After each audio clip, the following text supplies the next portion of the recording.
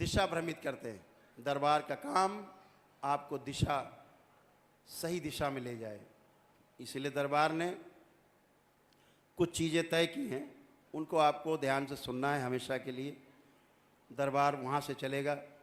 अभी दरबार ने ऐसी व्यवस्था बना दी है, माँ की प्रतिमा की स्थापना हुई है, माता महाकाली की।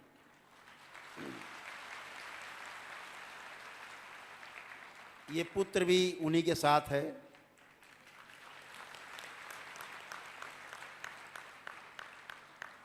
जब भी आप कोई प्रक्रिया करते हैं, दरबार की अनुष्ठान करते हैं, खास तौर से वनडे करते हैं,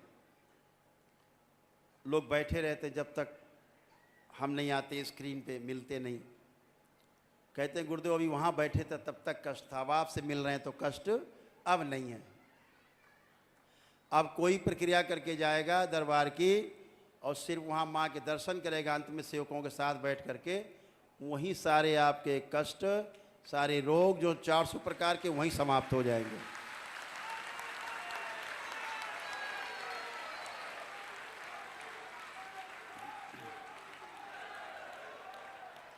इस शरीर से मिलने की आवश्यकता नहीं है। माँ ने वो व्यवस्था बना दी है, अपने पुत्र के साथ बैठी है वहाँ। आप गए, आप वहीं हल्के हो जाएंगे। जैसे हमसे मिलके स्वस्थ आप फील करते थे, ऐसे वहाँ पहुँच के आप स्वस्थ होंगे।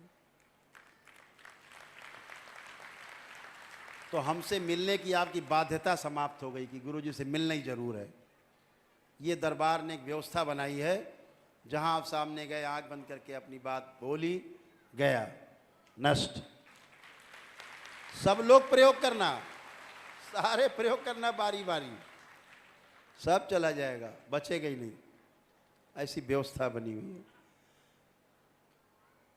दूसरा, जो एक दिवसीय अनुष्ठान की प्रक्रिया थी वनडे की, जैसे चल रही थी वैसे ही चलती रहेगी।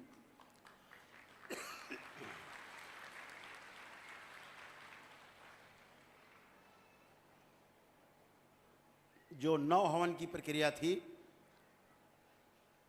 इस पूरे फरवरी तक चलेगी। 1 मार्च से 9 हवन की प्रक्रिया सदा के लिए समाप्त हो जाएगी।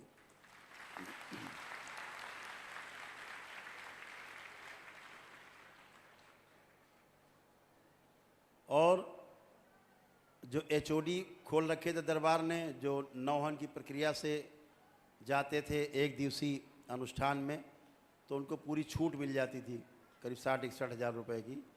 वो 31 मार्च तक रहेगी। जो लोग करना चाहेंगे, परिवार के लोग कर लेंगे।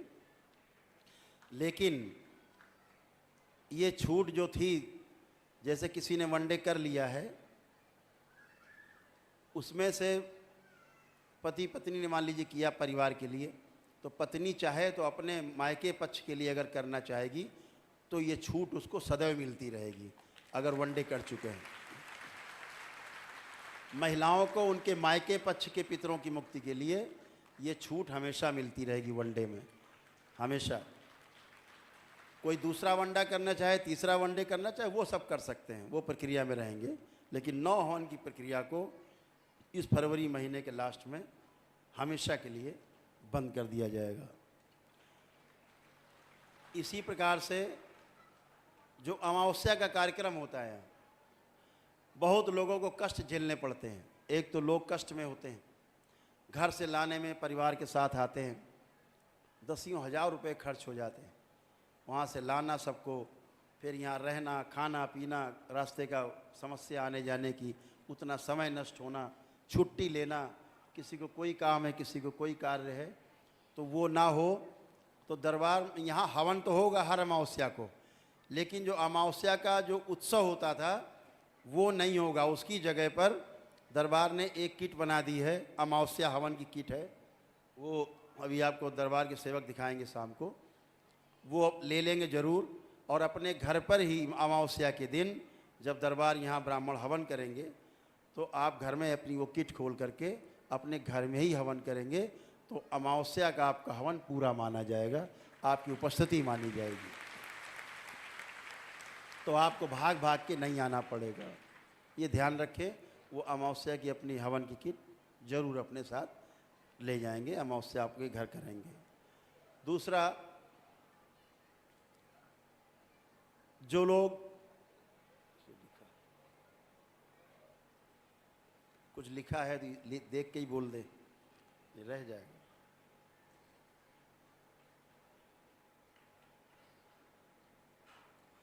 और दरबार में प्रतिदिन शाम को प्रार्थना सभा और भजन संध्या प्रतिदिन हुआ करेगी दरबार में, और वो लाइव हुआ करेगी, उसे आप लोग घर पर भी कर सकते हैं।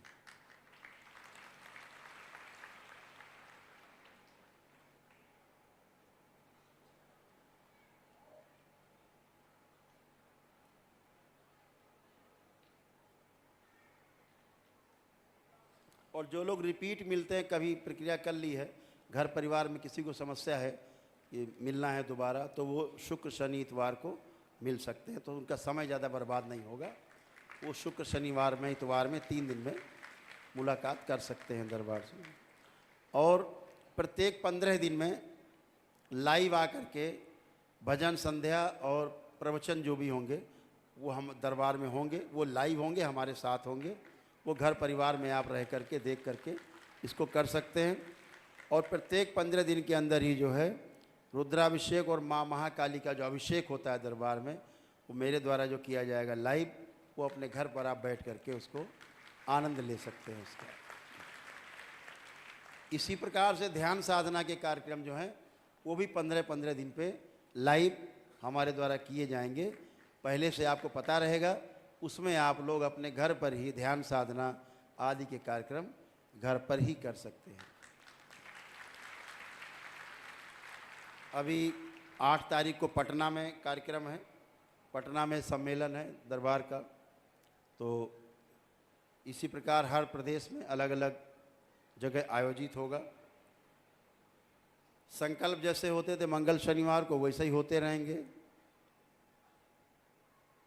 और पद यात्रा जो बंद थी उसे आज से खोला जा रहा है।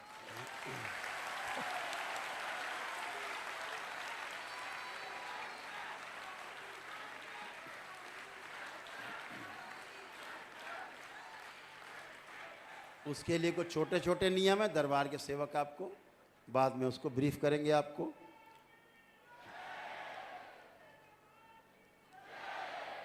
और एक दल है छोटा सा जो छोटे छोटे कार्यों में हाथ बटाएगा। जैसे शंकर सेना अपने तमाम कार्यक्रम आयोजित करती है, ऐसे साथ में उनकी सेवा के लिए जो नवयुवक रहें वो एक और दल की घोषणा करती है। उस दल का नाम होगा डमरू दल। वो आपको सहयोग करेगा हर जगह।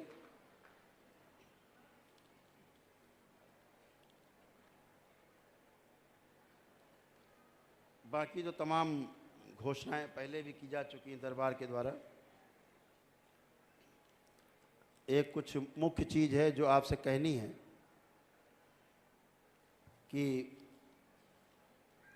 कुछ लोगों को दरबार निःशुल्क चिकित्सा करेगा, निःशुल्क प्रक्रिया कराएगा। उनमें कुछ लोग हैं, ध्यान से सुन लें कैसे होगा। जो कैंसर के रोगी हैं, जो भी लोग कैंसर के रोगी हैं, दरबार उनके लिए वनडे चिकित्सा निःशुल्क कराएगा बिल्कुल।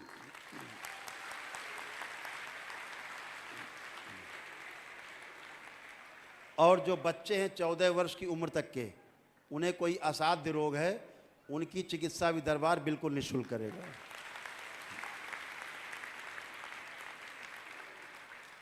और वो लोग जो गरीबी रेखा से नीचे हैं, बीपीएल कार्ड धारक हैं, उनके पास बीपीएल का कार्ड होना चाहिए, उनकी चिकित्सा भी दरबार बिल्कुल निःशुल्क करेगा। उनकी सारी प्रक्रिया वनडे कराएगा, सबको वनडे चिकित्सा होगी उन लोगों की। वो महीने में 2 बार होगी, तिथि मालूम रहेगी आगे से, उसमें शामिल हो सकेंगे। रजिस्ट्रेशन होगा, क्या रोग है, समस्या क्या है, पूरी फाइल आपकी चाहिए होगी। देख करके उसकी पूरी डिजिटल तरीके से आपको उसमें शामिल किया जाएगा और आपके साथ कम्युनिकेशन रखा जाएगा, तालमेल रखा जाएगा, बातचीत होती रहेगी ताकि आपको फॉलो अप करते रहें।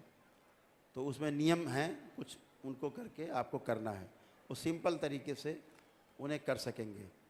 तो हो गया कैंसर, कि रोगी जो बच्चे हैं 14 वर्ष तक के, वो कोई रोग है असाध्य, या बीपीएल कार्ड धारक हैं जो बहुत गरीब हैं, नहीं कर सकते कोई प्रक्रिया, पदयात्रा भी नहीं कर सकते, असहाय हैं, उन सब की वैदिक प्रक्रिया दरबार एकदम निःशुल्क कराएगा। 1 डे की प्रक्रिया निःशुल्क कराएगा उसमें।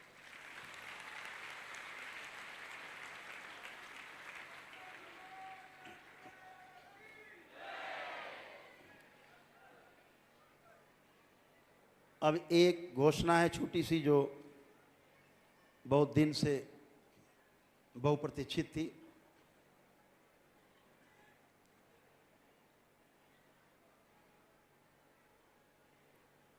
एक घोषणा थी कि दरबार केवल इतने के लिए नहीं बना है कि रोग हटाए जाएं और कष्ट हटाए जाएं, ये तो शरीर के तमाम